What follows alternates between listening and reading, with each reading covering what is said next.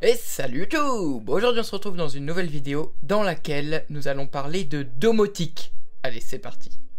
Alors, de domotique au sens large, c'est un sujet assez vaste. Je vais essayer de vous expliquer qu'est-ce que la domotique, à quoi ça sert et comment on s'en sert. J'aurai l'occasion, par le biais de vidéos dédiées, de vous présenter des applications, des constructeurs, du matériel.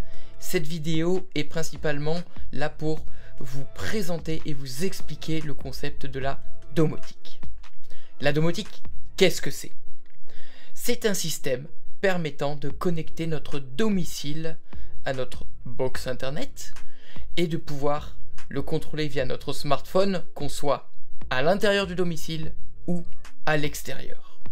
Dans un logement, beaucoup de matériel, si on réfléchit, peut être connecté. De l'électroménager au luminaire, à l'audiovisuel, au système de ventilation et de chauffage, au volet roulant, on peut quasiment tout connecter. L'intérêt, lequel est-ce, vous me direz? C'est assez simple. Le premier, de pouvoir avoir un œil en permanence sur notre domicile, en termes de sécurité, en termes d'électroménager, pouvoir, quand on n'est pas chez nous, par exemple, régler notre chauffage, lancer le lave-linge, s'assurer qu'à la maison, tout se passe bien. Également, grâce à l'interconnexion des appareils, on va pouvoir réaliser des économies d'énergie. On va pouvoir créer des réactions. Si un appareil détecte quelque chose, un autre pourra faire ça. On pourra faire énormément de choses. Et également, les amis, en termes d'accessibilité. Grâce à la domotique, on va pouvoir avoir accès à du matériel auquel on n'avait pas accès jusque-là, par exemple dans le cadre de la déficience visuelle.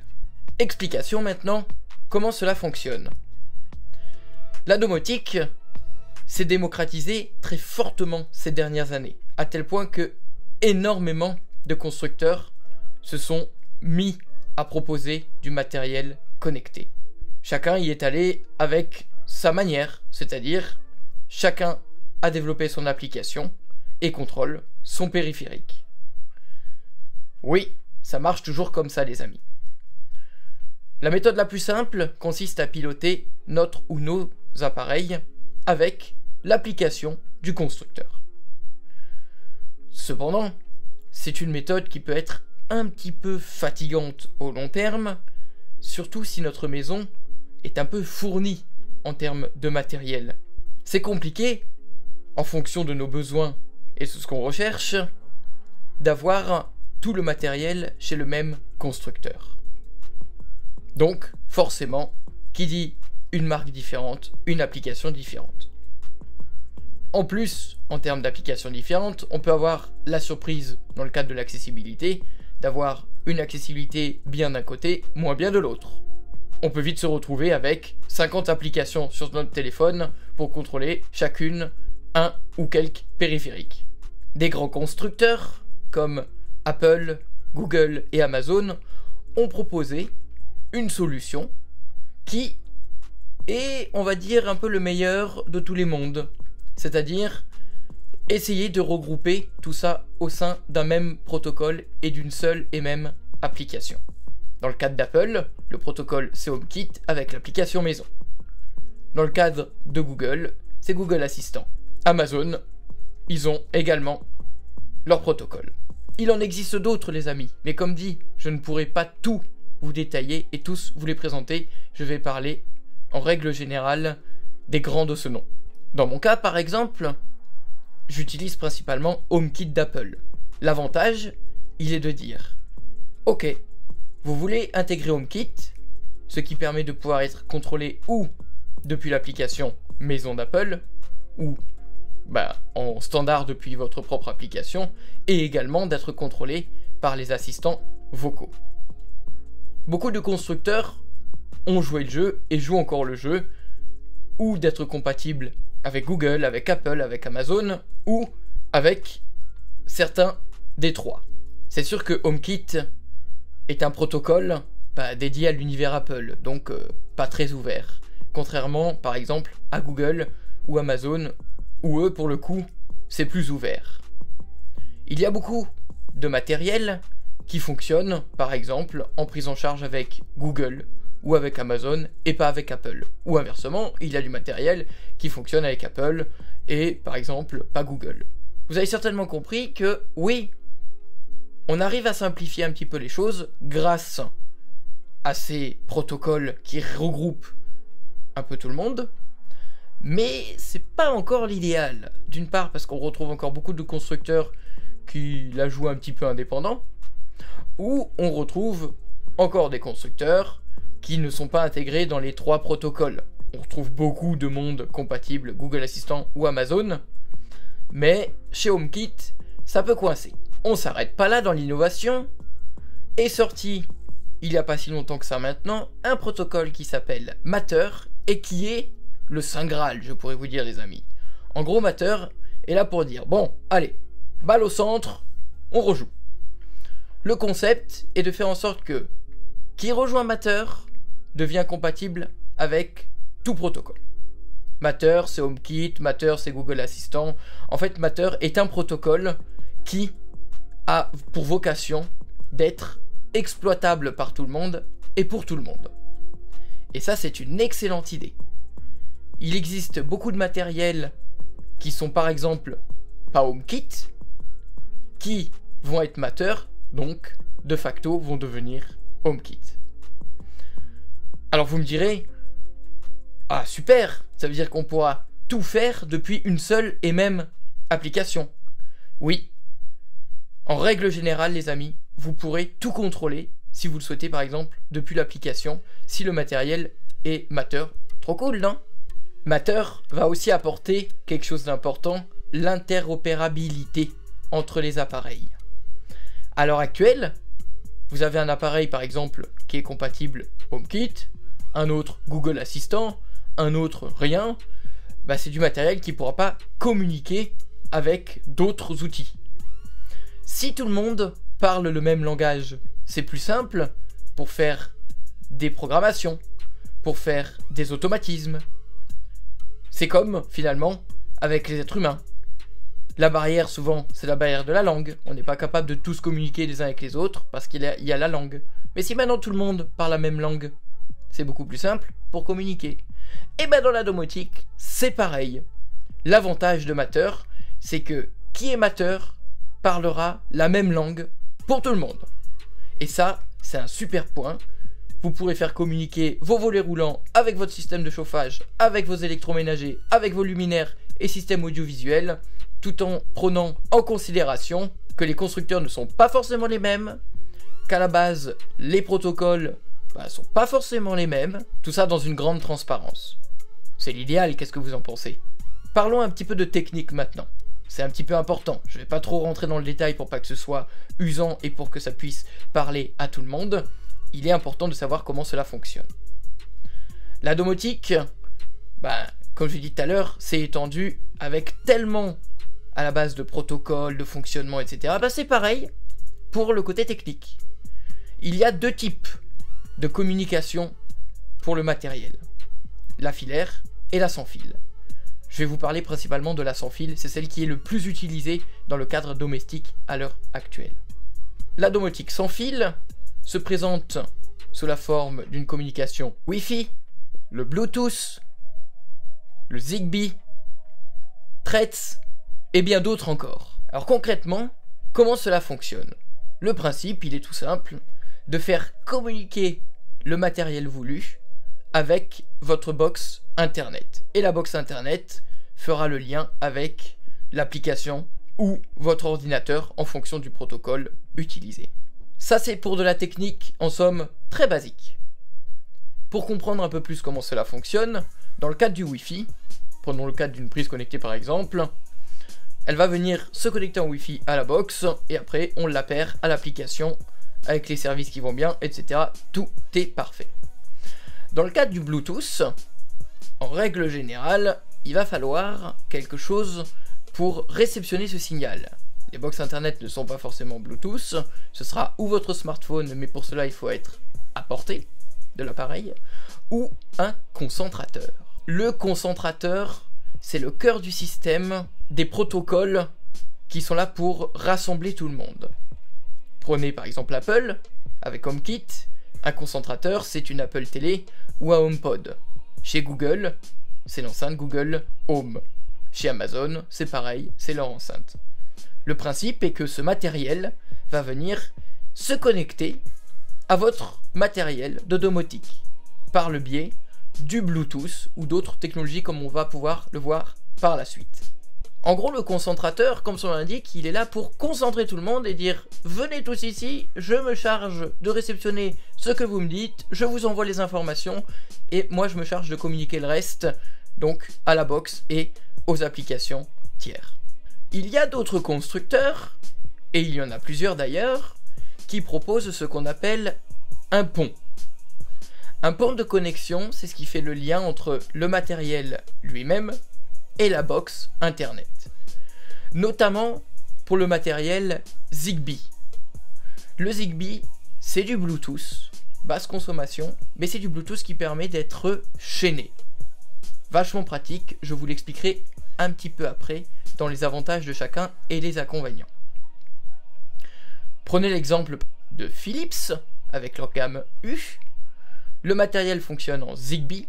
Prenez l'exemple d'une ampoule. L'ampoule, une fois qu'elle est sous tension, elle va aller communiquer avec le pont en Zigbee et le pont, lui, va communiquer avec la box. C'est une forme de concentrateur, si vous voulez. Donc il faut être vigilant sur ce point-là. Il y a du matériel qui nécessite un pont ou un concentrateur, et il y en a, non. Ils vont directement aller se connecter à votre box internet, notamment pour le matériel Wi-Fi. Quels sont les avantages de chacun et les inconvénients? Le Wi-Fi a l'avantage, en règle générale, de ne pas nécessiter de pont, a l'avantage d'être assez facile à mettre en place, c'est-à-dire on branche le matériel, on l'appare avec notre smartphone et on le connecte au réseau local, that's it, that's out, c'est fini.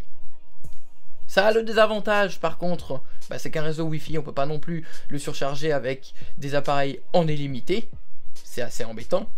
La portée également, la portée réseau, il faut que le matériel soit à portée de la box et que la réception soit bonne, sinon catastrophe. Le Bluetooth, dans le cas du Bluetooth, lui il va pas communiquer avec la box, il va communiquer ou avec votre smartphone, tablette, ou avec un concentrateur, HomePod, Apple Télé, Google Home par exemple. Pour le cas où c'est du Bluetooth, il faut que le matériel soit à portée de celui qui réceptionne l'information. Le Zigbee, c'est du Bluetooth mais maillé.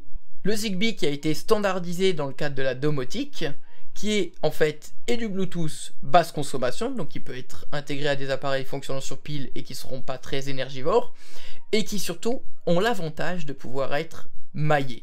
Donc imaginez une chaîne. Une chaîne, vous rajoutez des maillons et elle va grandir. Et le réseau Zigbee c'est pareil.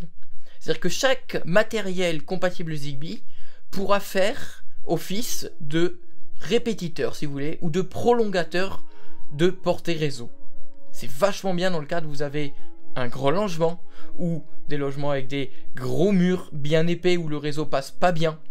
Et ça permet surtout de pouvoir faire en sorte que tout le matériel communique bien, l'information passe bien, et que on se retrouve pas genre au garage avec la porte du garage qui ne capte pas la box, donc une fois sur 12 elle veut bien s'ouvrir. Là la porte du garage va communiquer avec la lumière du couloir, qui la lumière du couloir va communiquer avec la lumière de l'escalier, la lumière de l'escalier va communiquer, vous avez compris le principe, ce n'est pas que des lumières, une lumière peut communiquer avec un interrupteur, peut communiquer avec une prise, peu importe, tant que c'est du matériel Zigbee, l'information est capable de passer pour pouvoir agrandir ce réseau maillé. C'est quand même vachement bien. Le Zigbee d'ailleurs est un protocole qui a été amélioré récemment et qui va justement avec le fameux protocole Matter dont je parlais tout à l'heure. Le protocole Zigbee amélioré s'appelle Threads. Threads, sans rentrer trop dans le détail, pareil, pour le vulgariser, la même chose que le Zigbee, encore mieux parce qu'il est capable de prendre en considération du Wi-Fi, du Bluetooth, un protocole encore plus simplifié. Le but est de faire en sorte, comme avec Matter, que tout soit en capacité de communiquer facilement et simplement et que tout le monde parle le même langage. Threads, c'est une évolution du Zigbee. Je reprends l'exemple du matériel qui fonctionne avec un pont propriétaire. Chez Philips, vous retrouverez tout le matériel sans problème, Zigbee sans problème, Threads sans problème, voire Matter sans problème, Apple HomeKit, Google Assistant, bref, tout le monde est là, c'est cool, c'est génial. Mais dans le fonctionnement, il faut utiliser le pont de chez Philips. Donc, chaque matériel que vous allez avoir Philips va communiquer avec ce fameux pont, qui est le bridge Philips Hue, qui va communiquer lui avec la box. Et ce pont, une fois qu'il communique avec la box, il va aussi, pour pouvoir être HomeKit, du moins passer par le protocole HomeKit, devoir communiquer avec le concentrateur HomeKit, donc une Apple Télé ou un HomePod par exemple. Et c'est là où Matter devrait rentrer aussi en jeu, c'est que normalement, le principe, il est de simplifier ce côté où j'ai mon pont, je suis propriétaire, c'est comme ça, c'est pas autrement. Normalement, Matter devrait faire en sorte que un concentrateur compatible Matter et Threads soit en capacité de gérer n'importe quel matériel. Comme on reprend l'exemple de la langue, que tout le monde puisse parler le même langage. En gros, les amis, on est parti d'une solution qui soit logiciel, matériel, quasiment individuel et propriétaire à chaque constructeur, et on arrive à quelque chose où tout le monde pourra communiquer avec tout le monde sur le plan logiciel comme sur le plan matériel. J'aurai l'occasion de détailler plus ça en vidéo sur des cadres plus précis, notamment pour des téléviseurs, autour de l'électroménager, autour des luminaires, autour de la sécurité, du chauffage, de la climatisation et bien plus encore les amis. Cette vidéo est la première vidéo d'une longue série autour de la domotique sur la chaîne YouTube dans laquelle je vais pouvoir vous présenter du matériel, des applications, qu'est-ce qu'il en est de l'accessibilité, ça c'est bien, ça c'est pas bien, et suivre tout ce beau petit monde. Pour la même occasion, vous présenter le matériel dont je dispose si cela peut également vous aider dans une quête de domotisation de votre domicile. Volontairement, je n'ai pas parlé de tout un tas d'autres protocoles comme IFTTT et bien d'autres qui sont des protocoles ouverts. J'ai parlé des plus gros, des plus grands et qui sera un grand standard pour le commun des mortels qui n'est pas forcément programmeur ou passionné par tous ces systèmes-là, même si moi je suis aussi passionné par la technique, par l'électronique, par l'informatique, par tout ça. Vous, peut-être que vous souhaiterez créer une maison connectée, faire de la domotique chez vous, mais que vous n'êtes peut-être pas informaticien. Donc le but c'est de se mettre à la portée de tout le monde et c'est mon objectif. Je suis pas là pour vous parler de choses trop compliquées, trop spécialisées, parce que on parle à un public spécifique. Moi je veux parler à tout le monde, faire en sorte que tout le monde s'y retrouve et comprenne ce que je partage, c'est-à-dire de la domotique grand public. Cela n'empêche, je pourrais vous partager dans des vidéos précises et spécifiques du matériel plus poussé, des protocoles spécifiques et autres. Si vous avez des questions, besoin de précision ou toute interrogation, n'hésitez pas en section commentaires. Vous avez la possibilité de me contacter également, que ce soit par mail, par téléphone ou WhatsApp, via mon site web, la chaîne de Luc, si cela peut vous intéresser. Également pour de la formation, c'est mon métier. N'hésitez pas les amis à vous abonner à la chaîne YouTube et à la page Facebook pour être au courant de toutes les sorties à venir. J'espère que cette série vous plaira et je vous dis à la prochaine. Salut, bye bye.